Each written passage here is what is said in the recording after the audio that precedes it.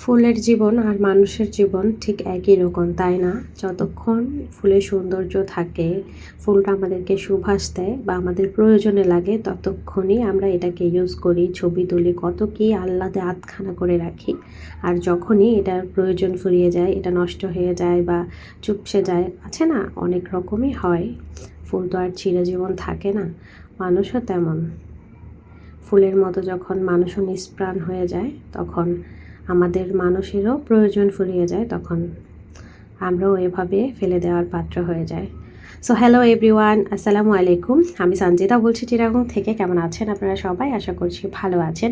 আল্লাহর অশেষ রহমতে আপনাদের সবার দোয়া, আলহামদুলিল্লাহ আমিও ভালো আছি। চলে আসলাম আপনাদের জন্য নতুন আরেকটা ব্লগ ভিডিও নিয়ে। আশা করি আজকের ভিডিওটা আপনাদের ভালো লাগবে। অনেক ভারী ভারী কথা দিয়ে আজকের ভিডিওটা শুরু করলাম। আসলে এটা কিন্তু আমাদের বাস্তব জীবনের চিত্র।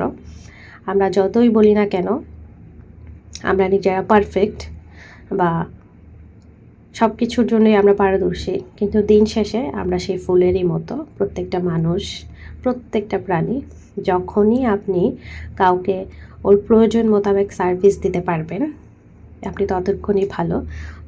যখন আপনার সার্ভিস দেওয়ার ক্ষমতা শেষ হয়ে যাবে, তখন আপনার প্রয়োজনও ওই মানুষগুলোর কাছে ফুরিয়ে আসবে, তাই নয় কি? যাই হোক, সকাল থেকেই ভিডিওটা শুরু করলাম। সকালে ছেলের জন্য নাস্তা তৈরি করে নিচ্ছি। আর ছেলে আজকেও বায়না করেছে, সে নুডলস খাবে। মানে গত 2 দিন ভিন্ন রকমের নাস্তা খেয়েছে আর কি, শুক্রবার শনিবার। তো আজকে বললো যে একটু নুডলস করে দাও। করেছে ঠিকই, কিন্তু আমার ছেলে একদমই খায়নি, তো শুধু শুধু বেকার বেকার করা। তো ঝটপট আসলে আমি করেছি, কিন্তু ওই যে আমার ছেলের যখন যেটা মনে হয় আর কি, মনে হয়েছে যে খাবে। আসলে ও চেয়েছিল মেনলি এটাকে টিফিনে নিয়ে যেতে, বাট আমি তো টিফিনে নিতে দিব না, যেহেতু নুডলস বাচ্চা খাবে, একটু আধটু তো পড়বে, আর ওদের স্কুলে নুডলস নেওয়াটা অ্যালাউ না। অনেক কিছুই আছে যেটা স্কুলে অ্যালাউ করে না আসলে, কিন্তু কেয়ার করার ওরা যেটা বলেছে আর কি। তো ওইদিকে যেহেতু আমি কতদিন ফ্রোজেন নাস্তা বানিয়েছিলাম, মানে 2 দিন আগে আর কি, শুক্রবারে, তো নাগেটস বানিয়েছিলাম, চিজ বল বানিয়েছিলাম, তো ওখান থেকেই 2টা নাগেটস বেঁচে দিলাম আর একটা সেদ্ধ ডিম দিলাম।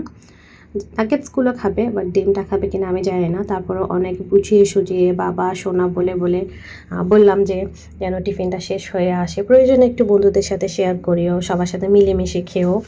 অনেক কিছুই তো বললাম, জানি না কি হয়, দেখা যাক।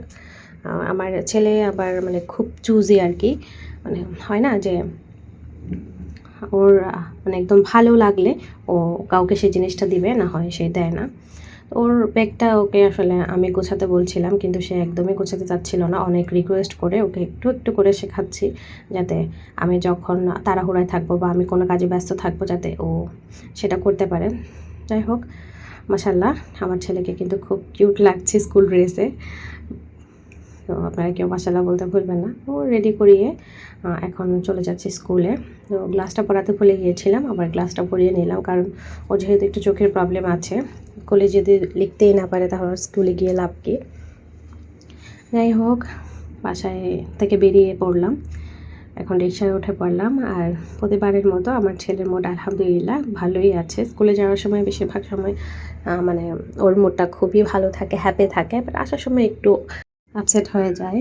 মানে হয় না যে বাচ্চাদেরও তো, ওরা তো ছোট, অনেক ছোট, নার্সারিতে পড়ে, ওরা আর কি বুঝবে। যখন হয়তো ডিসিপ্লিন মেনটেন করে না, হয়তো টিচাররা একটু বকাটকা দেয় বা বন্ধুদের সাথে কোনো ঝামেলা হয়, তো এইভাবে ওর মুডটা একটু আসার টাইমে খারাপ থাকে আর কি। নর্মালি আলহামদুলিল্লাহ ভালোই থাকে।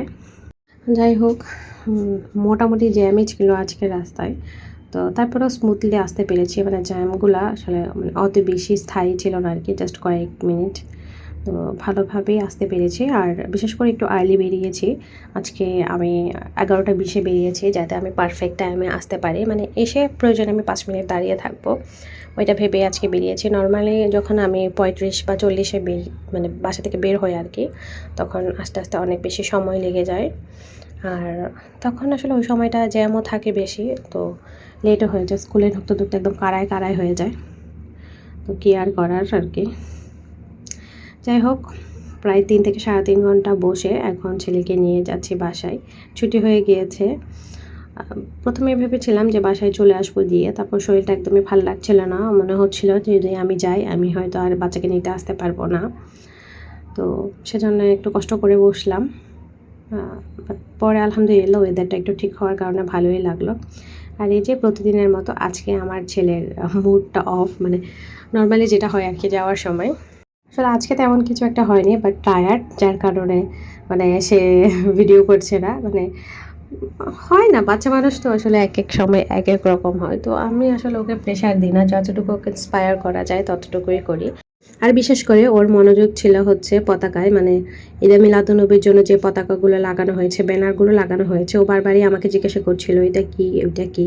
তো যথেষ্ট পরিমাণ চেষ্টা করেছি ওর কোয়েশ্চেনের ওকে জবাব দিতে। এই যে দেখেন চশমাটা আবারও নিচে নামিয়ে ফেলেছে, মানে বেশিক্ষণ সে চশমাটা রাখতেই চায় না। যাই হোক, বাসায় এসে ফ্রেশ হয়ে এখন খেতে বসে পড়লাম। ওইদিকে আমি হচ্ছে আমার বাচ্চার জন্য চিংড়ি মাছ নিয়েছি, আর আমি সাথে একটু ঝাল ঝাল মরিচের ভর্তা নিয়েছি। মানে এটা হচ্ছে তেলে ভেজে রান্না করা আর কি। যাই হোক, খেয়ে দিয়ে কিছুক্ষণ শুয়েছিলাম, কিন্তু ঘুম আসছিল না। আজকে আমার ছেলেও ঘুমায়নি। নর্মালি আমি চেষ্টা করি আমার ছেলেকে একটু ঘুম পাড়াতে, বাট আজকে একটা কাজ পড়ে গিয়েছে ঘুমের টাইমে। তো ওই আসলে কাজটার জন্য আর আমি নিজেও ঘুমাইনি, আর ছেলেকেও ঘুম পাড়াতে পারিনি।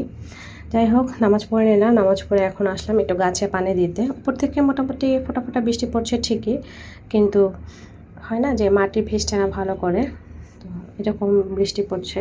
তো কি আর করার, তাই একটু ভালো করে পানি দিয়ে নিলাম। আর এখন দেখলাম যে ওই ফুলটা আসলে ঝরে গিয়েছে। তো আমার আসলে খুব বেশি আপসেটনেস কাজ করছিল। আর এই যে আমার যতগুলো কাপড় আছে সব আমি আমার পার্কিংয়ে দিয়ে রেখেছি। পার্কিংয়ে দিয়ে রাখার কারণ হচ্ছে বারবার হচ্ছে ছাদে পানি, মানে একটু পরপরে আর কি ফোঁটা ফোঁটা বৃষ্টি পড়ছে, তো যেটার কারণে কাপড়ে দু এক ফোঁটা পড়ছে, আবার শুকাচ্ছে, আবার দু এক ফোঁটা বৃষ্টি পড়ছে। তো ওই কাপড়টা যখন একটু পুরোপুরি আমি শুকাই আর কি, তখন ওটা থেকে একটা স্মেল বের হয়। যখন গায়ে পরা হয় তখন ঘামের সাথে মিক্সড হয়ে একটা অন্যরকম মানে বাজে স্মেল বের হয়, যেটা আমার পার্সোনালি ভালো লাগে না। আর আমার হাজবেন্ড তো একদমই সেটা পছন্দ করে না। তো তাই ভাবলাম যে এখন যতদিন এরকম মানে এই টিপ টিপ বৃষ্টির সিজনটা আছে ততদিন আমি আর ছাদে কাপড় দিব না, আর ছাদে যাবই না। ছাদে গতকালকে গিয়ে আমি একটা ব্যথা পেয়েছি, আসলে অনেক বেশি ব্যথা করছে, মাথাটা কপালটা একদম ফেটে গিয়েছে, যার কারণে আমার আর ছাদে যাওয়ার ইচ্ছেও নেই আপাতত। কয়েকদিন যাব না, মানে অনেক বেশি আসলে ব্যথা পেয়েছি। জিনিসটা খুবই মানে সিম্পলই হয়েছে, বাট পরে আস্তে আস্তে আস্তে আস্তে এটা একদম বড় হয়ে গিয়েছে আর কি। সারা রাত অনেক যন্ত্রণা। যাই হোক, এখন তো বিড়ালদের সাথে একটু সময় কাটাচ্ছি। বিশেষ করে এই যে আমি ছাতাটা খুলে দিয়েছি, যেহেতু ছাতাটা একটু একটু ভিজেছে, তো ছাতাটা খুলে দিলাম যাতে একটু শুকিয়ে যায়, না হলে জং ধরে যায় ছাতাতে। তো সেই হিসেবে ছাতাটা একটু খুলে দিয়েছিলাম। আর এদিকে আমার বিড়ালরা এসে এখানে দুষ্টুমি করছে।